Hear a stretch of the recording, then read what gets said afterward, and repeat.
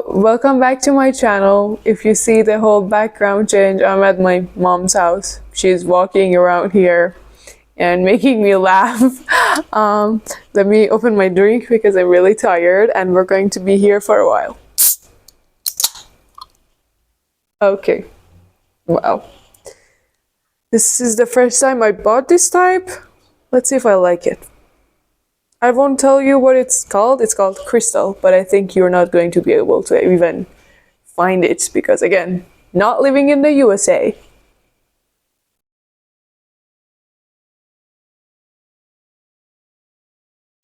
That's fine. Okay, let's stop talking about the drink. So today we're here to talk about my August reading wrap-up. This is my first ever reading wrap-up. I'm so excited. Just get into it. August was a good reading month for me.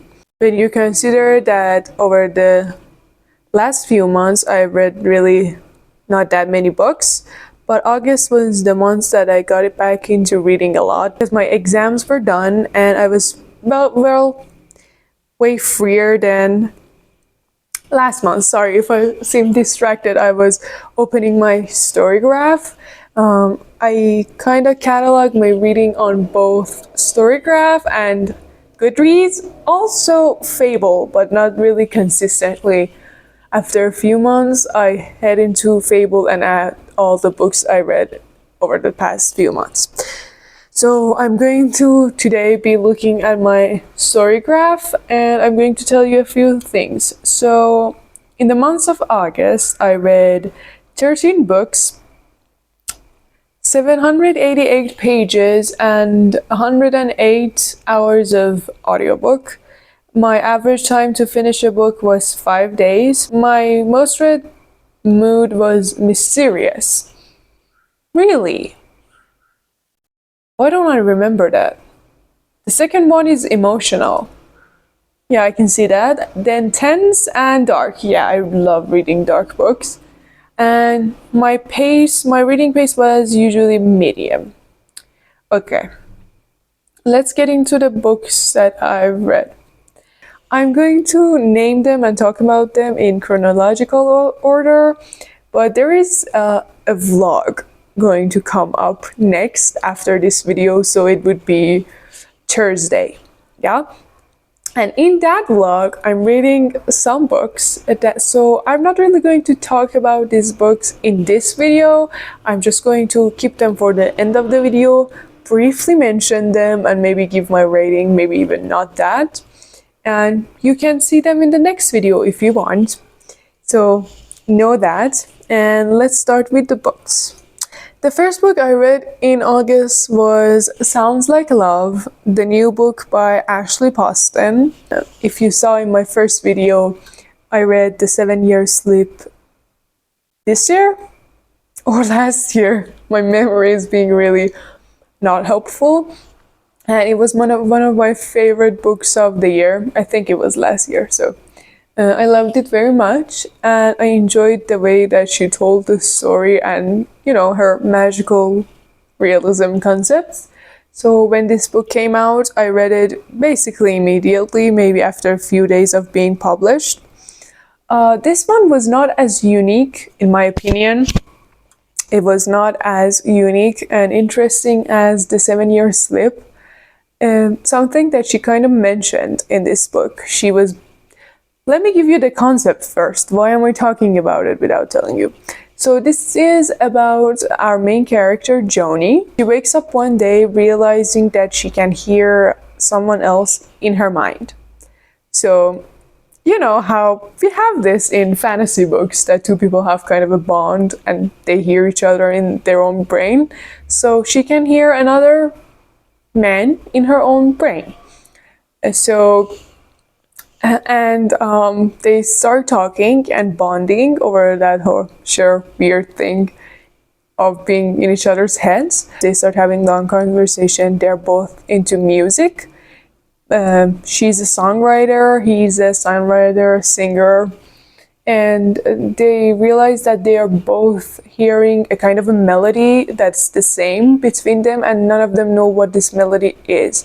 and they realize that maybe what we are supposed to do and why we're hearing each other is because we're supposed to finish this song. And they start working on that. Yeah, as I said, there are some conversations in this book about what you should do when you have already created something really great and people are expecting you to replicate that and make other things that are as great as that one. And somehow that fear of not being as good as you used to be can stop you from doing, well, anything. So I think it's ironic because I don't really think this book was good enough as the last one. It was fine. I gave it 4 stars and I enjoyed reading it. I enjoyed the fact that she always talks about some kind of a grief. In the last one, it was her aunt passing away, and in this one, my mother is walking around.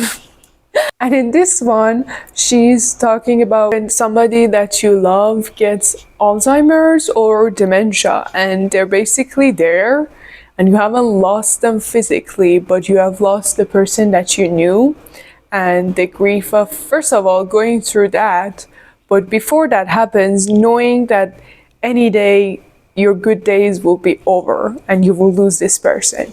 So I love that. I love the way she talked about that, and I think we need more of real life stuff in our fiction. But I didn't really see the connection between these characters. The chemistry wasn't really there for me. It was good, I enjoyed it. Again, I gave it 4 stars. But the chemistry that Yvonne and Clementine had, next level. It was so much better than this one. That's why I gave it 4 stars. And I'm sure I will read other books from this writer because she has very beautiful writing. Then apparently I read Our Wives Under the Sea by Julia Armfield. This book I gave 3 stars. Again, I love the writing. I love that it's queer and it's talking about queer marriage and how your partner can change and you need to figure out if you can love this version of them every day. And if you can't, well, you can't really change them. So you should either adapt or get over it, basically. I love the scientific part of it, weirdly. I loved when one of our characters who was, what is her name? I forgot the field, the people who are the scientific people who go under the oceans and collect data. Sorry for not knowing that. She talks about ocean and the magic of ocean and, you know, the creatures down there. And she talks about how going down in ocean in a submarine feels each layer that you go through. I love that part of it. I kind of love the flashback of how they used to be. Their relationship was really great when they were, before this thing happened. Oh, I didn't tell you what it was about again. I'm sorry. Rewind. So this is about Miri and Leah. They're married to each other and they have a very great life. They're really in love. They have perfect communication. They're great. One day, Leah goes under the ocean to, again, collect some data. It's an experiment and she's supposed to come back in a very short amount of time, but she doesn't. And she gets lost for a very long time. And when she comes back, she's really changed. She's really not the Leah that left. And Miri has to deal with the fact that the person that she knew best and she loved the most in the world is now another person. And again, as I told you, all the things that I loved were there, but I didn't feel like the story was complete. For me, it lacked something. I can't tell you what it was. The writing was beautiful. It had beautiful quotes. Their relationship was beautiful. The science stuff was in it, but I don't think it was really complete. It needed something else to be perfect. And I don't really know what it was, but it didn't really satisfy me. That's what I should say. Next, I read The Lion Women of Tehran by Majan Kamali. That's not how we pronounce it in Persian. I just sorry. One of the funniest things about being native in another language is when you're speaking English and you're like, should I say it the way I say it? Or should I say it how English people say it? And it's always a struggle. So I'm going to call her Marjan Kamali, but that's not how we say it in Persian.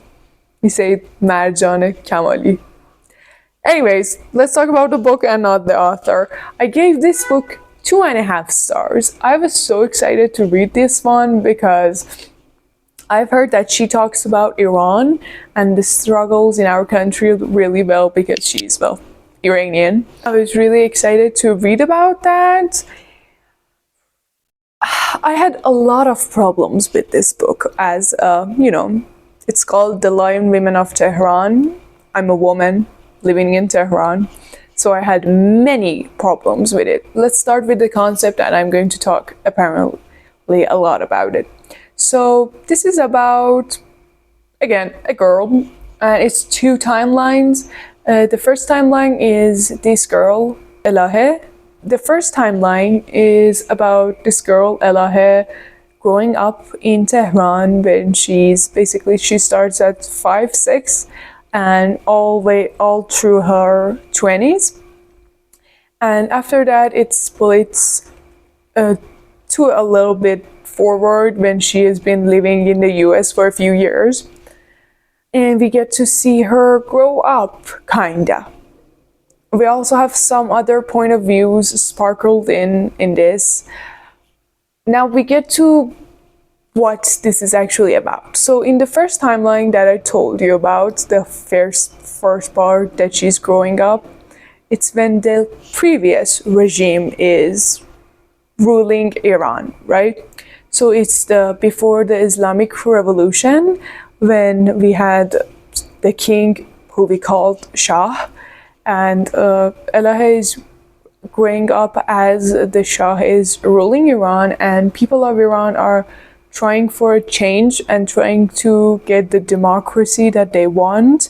So they are basically trying to overthrow the government, right? And that timeline is basically 80%, maybe I'm exaggerating, let's go with 70% of the book. We have that timeline. And then for the next 30%, let's minimize that. For the next 25%, we have the current regime of Iran. And that last 5 pages, maybe 10, it's like right now Iran, when it was being written. What is my problem with it? I have a lot of problems with it. Let's go from the beginning. The timeline of Elahe is young and going to school, so she's between the ages of 7 to 17. She's a normal girl, and at the beginning they're very poor. They have lost all their fortunes, so they're in the part of the city that are not very wealthy, and she goes to school there. And that's where she gets introduced to the idea that maybe people of Iran are not really okay with the government and they want to overthrow the Shah. And that's how she learns it, not from her family, just because she's, first of all, going to school in a basically poor part of the country, city. And second of all, because she has a best friend named Homa, and Homa's father is a communist. So again, that's another place that she realizes that, okay, people are trying to fight the Shah. That part of the story I don't really have a problem with in these ages. 7 to 17, it's fine. The dialogue is cringy. Nobody in Iran speaks like that. I was reading it and I was cringing so hard. So first of all, she can't decide between whether or not she wants to write the dialogue in English or Persian, which I get it. I mean, she's mostly writing for an English audience, but she also doesn't want to completely cut out the Persian stuff, but she kind of writes them in Persian, and in the parentheses she writes the translation of it in English, and we don't talk like this. I don't know, maybe she hasn't been in Iran for a very long time, but I don't even think 50 years ago people talk like this. The dialogue is really bad, just bad. I couldn't even, I was turning red. That's how awful it was. I distinctly remember there's a part that Homa looks at Ella and she's like, "We are Shirzan." We don't talk to each other like that. Never, let alone a 17-year-old girl. Never. I'm going to just move on from that because that was, again, I'm telling you, throughout the whole book, the dialogue is awful. But let's just move on from the dialogue. Now, after she gets into the university is when we're getting closer to the Islamic Revolution. And the majority of this book is spent in that age of Elahe and her watching her best friend Homa trying to fight this regime. And her not really being aware and being really naive and doing stupid shit. The book focuses so much on how bad the Shah was and how awful it was and what horrible things were done. Again, that's not a bad thing on its own. I think that story should be told. Definitely. It's a part of our history, and it was a very dark part of our history. My problem is, okay, I live here still, so I'm trying to say it in a way that's not going to cause many problems for me. Okay. People in Iran can freely talk about how the Shah was, okay? This new regime that we have right now hates the previous one. They fought it, they won, and they hate it. We learn about how awful the last regime and the whole monarchy was in our textbooks, in school, in the TV, in documentaries that we can watch when we turn on, the national TV. Authors who want to write historical fiction or basically historical anything can freely and openly talk about how awful that regime was. But you know what we can't really talk about or write about is this one. And if you know anything about geopolitical news, you know that there is a lot of problems here, and we can't really write about that. And somebody who's living in the US, an author who wants to write books about Iran, in my opinion, should be focusing on this part of the history that 8 million people living in that place can't talk about. And you can. You're not in here, so you can talk about that. Why are you spending your whole book talking about how bad it used to be? We know. Okay? We know. We Iranians know. We learned a lot about that. And American people don't really need to know right now. Right? It's not really urgent that they know how bad it used to be in Iran. It's not affecting anybody right now. You know what is? The thing that we can't write about, and you can. Why are you not writing about it? Why are you spending, again, the majority was spent on that. And when the revolution happened, yes, she did talk about how that's not what we intended to do. And it kind of got worse, even though we were trying to make it better. It got worse after the revolution.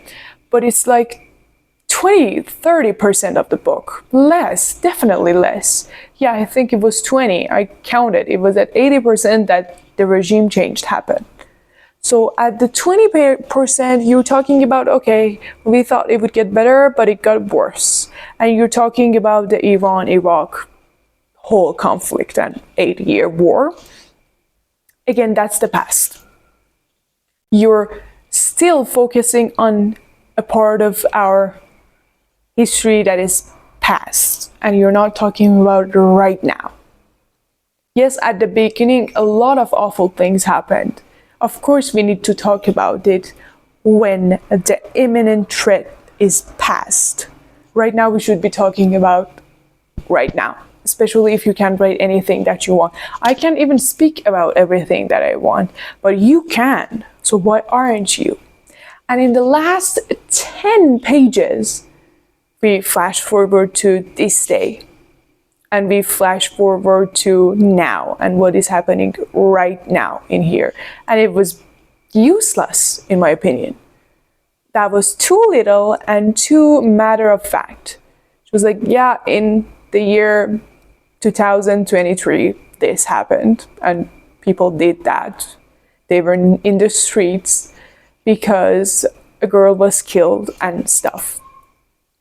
That wasn't helping anybody. She can write whatever it is that she wants. I just had a lot of problems with why. What was the point of this? How are you helping anybody, especially women in Tehran, by what you just wrote? So that's what I wanted to say. If you want to read this book, and if you're an American who doesn't really know anything about the last 100 years of, the Middle East, and basically not the Middle East, Iran, just Iran, read it. I'm sure you're going to enjoy it, because if you don't know anything, it's great. I just think there were more important things to talk about. So I gave this one 2.5 stars. The next book, I'm skipping and leaving it for the end of the video. Next one we have Not Quite Dead Yet by Holly Jackson. Holly Jackson has done it again. She found a completely unique concept, wrote a whole book about it. I read it in one day because that's how I consume Holly Jackson, in one day. And it was great. It was great. This is about a girl, and on Halloween night, she goes home and somebody attacks her from behind and basically bashes in her skull. And when she wakes up, because she's not dead yet, not quite dead yet, she realizes that she has a short amount of time to live. And she decides that the last thing that she wants to do when she's still breathing is figure out her own murder. And she tries investigating what happened and who basically wanted to kill her and why. And it's really great. It's fast-paced because she doesn't have that much time. She has 1 week, so she doesn't really have that much time. She has just 7 days to figure out who tried to kill her. So it goes one thing after another thing, another thing, another thing, another thing. And you're on the edge of your seat the whole book. And I love that. I wanted a very fast-paced thriller for a very long time. So I enjoyed the hell out of that. And the ending just broke my heart. The ending was really great. Throughout the whole book, you know what's going to happen. You're just really hoping it wouldn't. I love this one. And I think Holly Jackson is a really good author of our time. And I wish I was... Oh, this one is not YA. Did I say that? No, I didn't. She usually writes YA, and this one wasn't. And suddenly I was reading about Jet this, her name is Jet. Jet did this, and Jet did that. And at the 27th year, and I was like, she's 27? That's new. But it was good. I thought I wouldn't like the whole, they're basically, they're adults. I wouldn't like that, but I did. I enjoyed that. And I think she can write both YA and adult books. She's a really talented and unique writer. She's very unique. And these days, thrillers are not really that unique. And it was very great. I gave this one 5 stars. because of how much I enjoyed it. Skipping the next one and the next one, I'm going to again get back to them at the end of the video. Then I read, oh, did I? Yeah, Spark of the Everflame by Penn. So why did I read this book? I knew a lot of people loved it and I tried to give it a chance. So I started reading this one. I gave it 2.5 stars. It was really slow. I know it's the first book and usually I don't like the first book in the fantasy series and that's totally okay. So if I give anything more than 2 stars, I'm going to continue the series because I really don't like opening to series. I remember not liking Throne of Glass and then being like, yeah, the first book was bad, but thank God I continued. And this is about our main character, DM. One day when she's walking through the streets, she finds her mother talking with a stranger. In her world, there are normal people and mortals like she is. And they're the descendants who are basically godlings and children of the god. They have powers and magic and they're basically the elite. And the normal humans are just poor, the fantasy setting of they're really poor, they don't really have that many jobs and stuff, and they're always being controlled by the descendant. And the man that her mother is talking to is a descendant. That night, when she gets home, she realizes that her mother is missing. Her mother is missing and she doesn't come back after a month. And she's a healer, so she decides that she's going to fill in her mother's shoe until either she comes back or his brother is done with school, because their mother was basically paying for his school via working for the king and stuff. So she decides to fill in that gap and so that her brother can finish his studies. And the whole plot of there's a rebellion group in this world and she kind of meets them and people are trying to convince her to join into that. The prince was really hot. I think he's hot. I don't really know that much from him, but from the few scenes that we had, he was great. I want to see where the story goes. I think you can do a lot of great things with the whole setting. I'm just not really that intrigued. I don't think it's very that unique. Again, it's the whole story of we have people with magic, normal people. She's somebody from the normal side, but is somebody hiding anything? Does she have other powers that she's missing? The whole plot of that. I'm just not really a first book girl, so I gave this one 2.5 stars. I didn't really like the main character, DM. She was too slow for me. I don't enjoy it when I know something way faster than the character. I like the character to be smarter than me and figure things out that I haven't yet and shock me by the things that they figured out. DM was just not that. She was really stupid. Somebody would say something and I would realize the, truth, but she wouldn't. She just would circle it and circle it and circle it out, and I wanted to bash my head in and be like, girl, get to the point. And she didn't. She never did. And she annoyed me so much that I gave this book 2.5 stars. That's not an unpopular opinion. Most people don't like DM. And I wish I wasn't like those people, but I was. I really didn't like DM. And she ruined the story for me. I also think that, a first book should really hook you in. And this one didn't do that. The only reason I want to continue the series was the ending. The ending was really great. It wasn't like a, plot twist that you didn't see coming. I knew it was going to happen.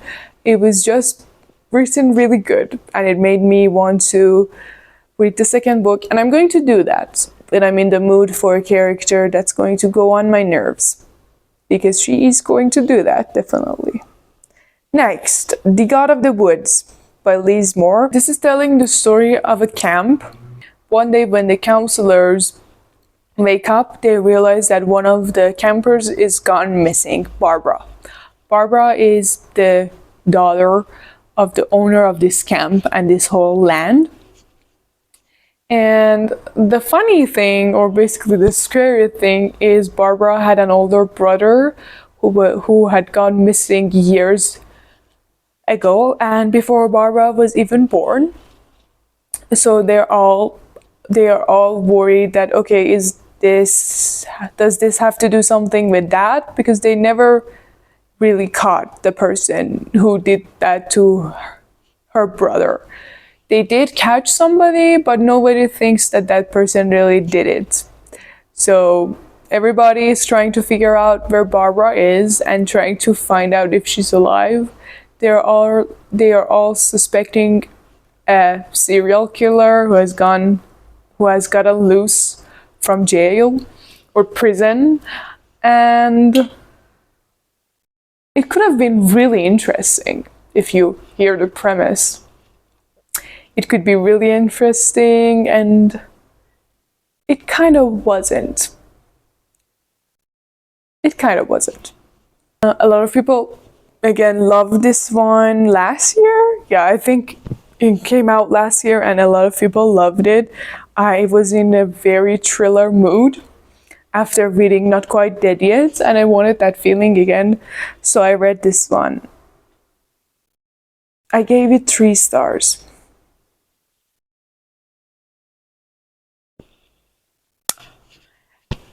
Apparently it wasn't really a good reading month for me. I read 12 books, so that's good, but apparently I didn't love any of them. I thought I would love this one and love the atmosphere. First of all, it was too slow for me. Too slow.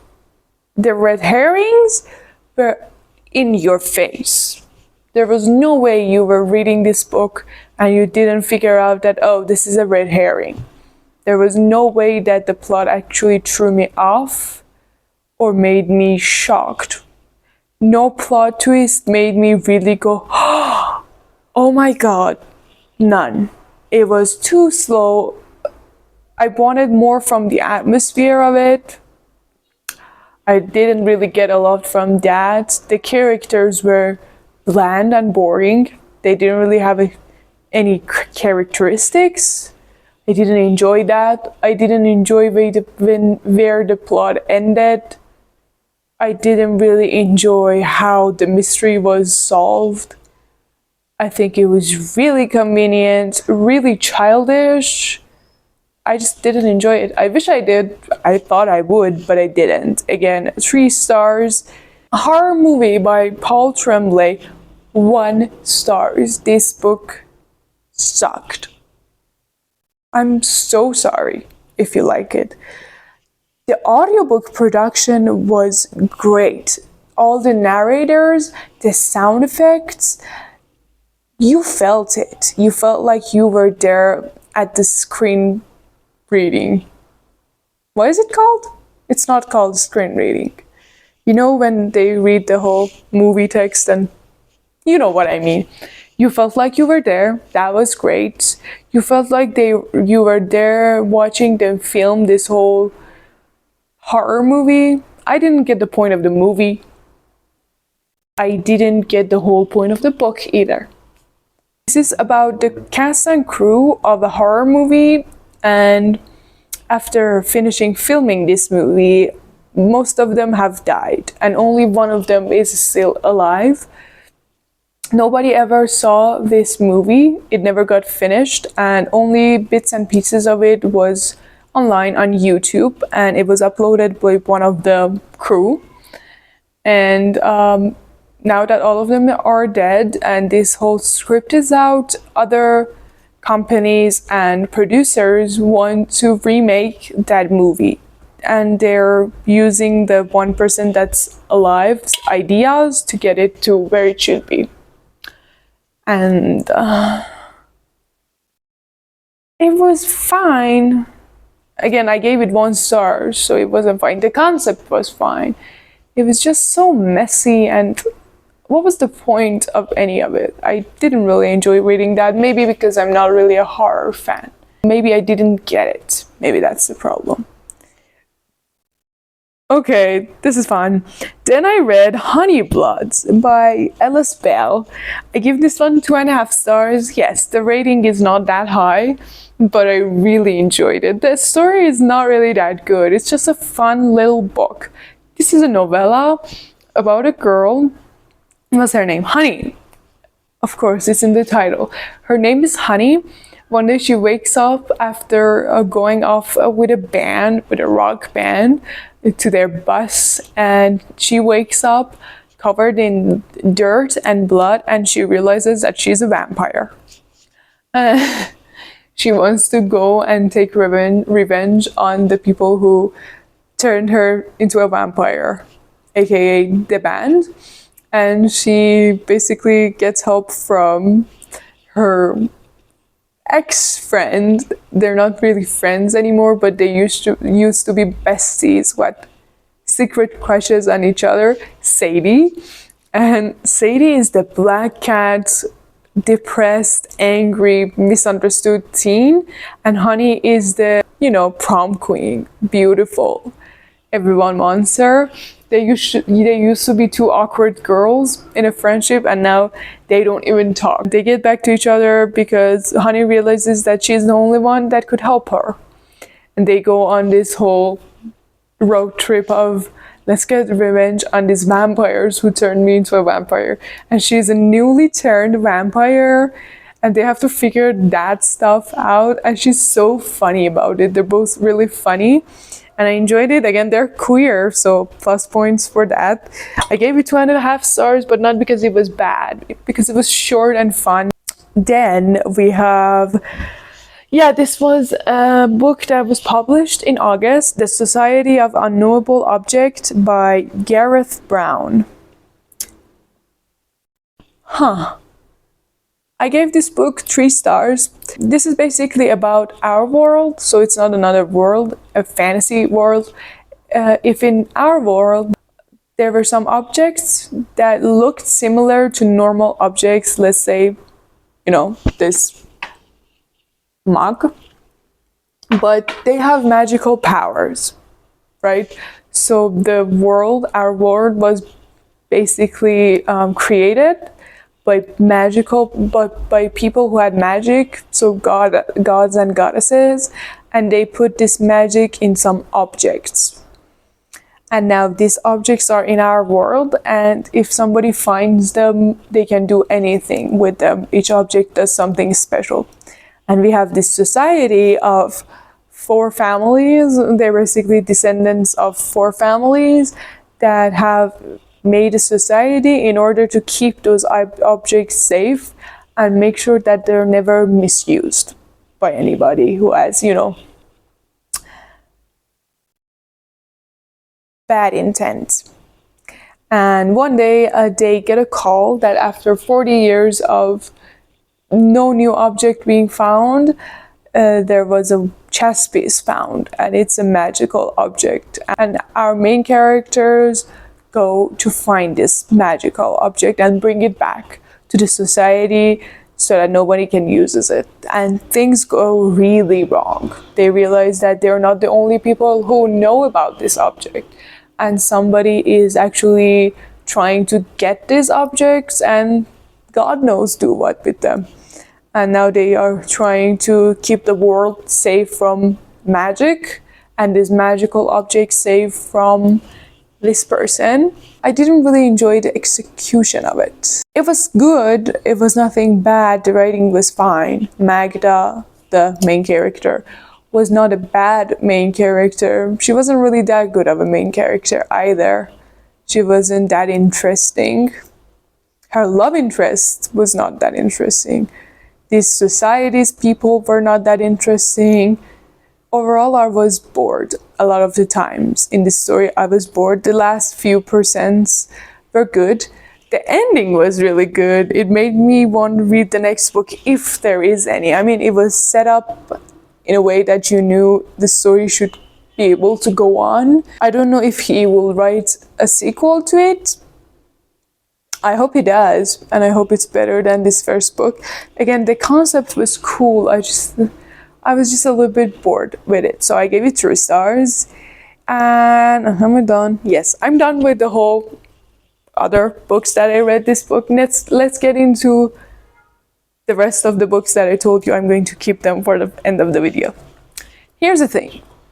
From the beginning of this month, I've been working on a vlog. I'm reading Cowboy romance. I've never read Cowboy romance because, as I will say in that vlog, in my country we don't have cowboys at all. We have nothing called a cowboy, and we don't really have ranchers, and the whole stuff is just not a thing in my country. So I never really got the draw of cowboy romance. I was always like, so they're really big men, angry men that are dirty and they smell. Why are we reading romances about them? Because I didn't really have a picture of what a cowboy is really like. Then I watched Yellowstone with my dad, and I got it. It's so bad. So I wanted that feeling again, and I started reading them and vlogging myself getting through cowboy romances for the first time. So this Thursday I'm going to upload my video of reading all the cowboy romance books, and those are the books that I skipped. I'm going to give you the name of those books so that you know what to expect, and I'm going to give a very brief summary of them so that it doesn't spoil my opinions. I'm not going to tell you what I gave them, how I rated them, what my opinions I'm going to keep them to myself because that's going to be a big spoiler of the whole vlog, and I wouldn't want that. But I'm going to tell you what the books were. Okay? I'm so excited for you to see that. I'm going to mention it here. I started that in the beginning of the month. So even though I posted my first video last week, I started filming that one way before that. So the filming is not really great at the beginning of the vlog. So because I'm new and I'm not really sure how to speak. So sorry for that. I get better when you go through the vlog. Bear with me. So the first book I started reading was Holding the Reins by Paisley Hope. Okay, don't smile. Okay. Nope, I'm not going to spoil how I feel about this. Nope. This is about our main character, Cecilia. And after breaking up with her fiance, because he cheated on her, she goes back to her hometown and start living in her family ranch again. It's called Silver Pines. She goes back there, and in that ranch, their ranch is really... Is this a spoiler? No, it's not. It's fine. Their ranch is a very cute ranch. All the cabins and stuff have names, so it's very cute. And there, she has 2 older brothers, Wade and Cole. These 2 older brothers, who each have a book in this series, have a best friend, Nash, who is a former hockey player. And Cecilia always had a crush on him, and now they get to be in the same city with each other again. What can go wrong? That's the first book. The second book, for some reasons that you will see in the vlog, if you watch it, please watch it. I'm trying to make it great. Is Training the Heart, which is book 2. I decided to read the second book in this series before moving on to the other ones. And the second one is called Training the Heart. Again, by, Paisley Hope. This one, I'm not going to give you my opinions, but I'm going to spoil one little thing. I loved this one way more. This one is about her brother, Wade, and the new horse trainer, Ivy.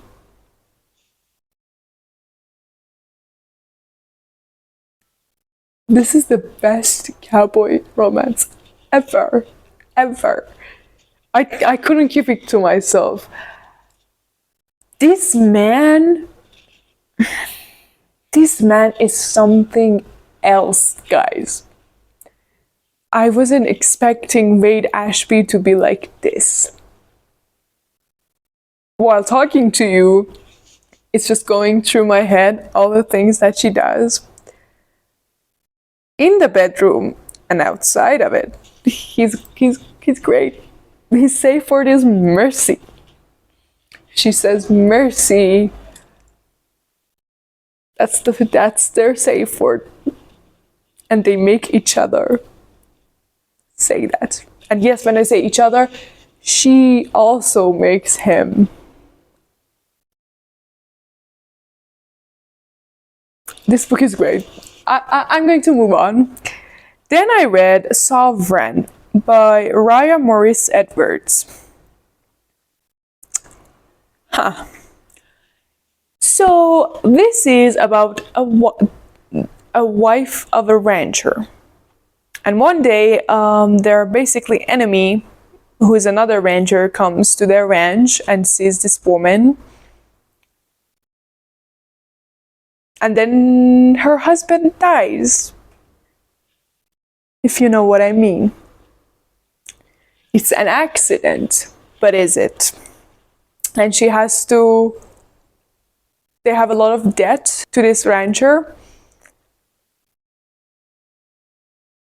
And he offers a way to pay that. I don't want to spoil anything. I mean, this is not really a spoiler. So basically, their ranch really owed a lot of money to the other one. And this man offers her for all the debt to go away if she agrees to be his sub. If you can tell from my face, I have a lot of opinions about that. And not very good opinions about the concept of this book. Again, watch that, please. I've been working on that for a month. And was I done? No, I read 2 more. What am I talking about? So then I got to Indigo Ridge by Devney Perry because I heard that Devney Perry writes a lot of cowboy romance and she's very experienced in writing those.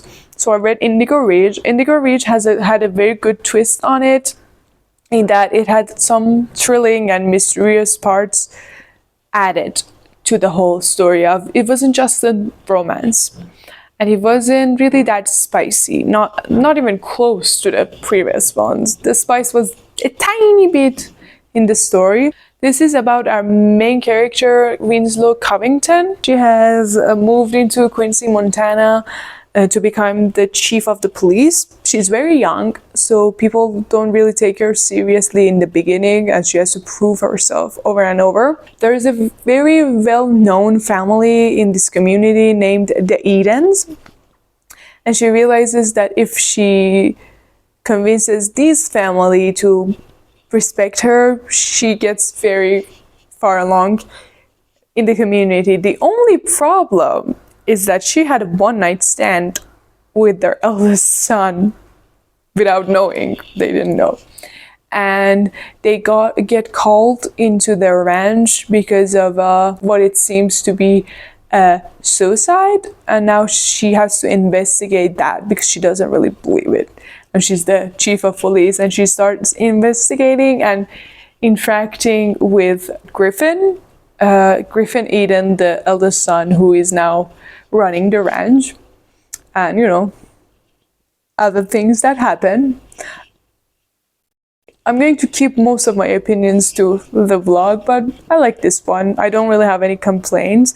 I think that Devney Perry is a good writer for me because I was never bored throughout this story. I like the chemistry of these 2 characters, and the mystery really helped me not get bored. And last, but of course not least, I kept Elsie Silver for the end because I wanted to be into cowboy romance before I started her, because most people usually love her. So I started with Flawless. I'm in the middle of it right now, so I'm not going to talk about it that much. I'm going to keep it you know, I'm probably going to mention it next month in next month's wrap up, and I'm going to keep all of my opinions for that vlog. The vlog is going to come out soon. Please watch it if you like. And we're done with August. Again, August was a good month for me. I got back into reading many books in a month because I really didn't really have time in the previous month. Unfortunately, the ratings weren't that high. I usually give most books that I read 4 or 5 stars. I'm really easily convinced. But this wasn't the month for good ratings, apparently. I didn't really enjoy anything. And I'm going to keep going. Next video is going to be that vlog. Please stick around. And if you like, please like this video and subscribe to me. I would love to have you in my channel. Again, this is very new. This channel is very new. And I would love to have you in it and in my family, in my community. See you in the next one. Oh, comment down below, if you may, the books that you loved this month, because I really need more 5-star books. It's fun to read a book and give it 1 star, but I've been giving most books 3, and I need some good 4 stars. So please comment them down below. I really need good book recommendations, and see you in the next one when we will read a lot of cowboy romances together. Have a good day. Bye.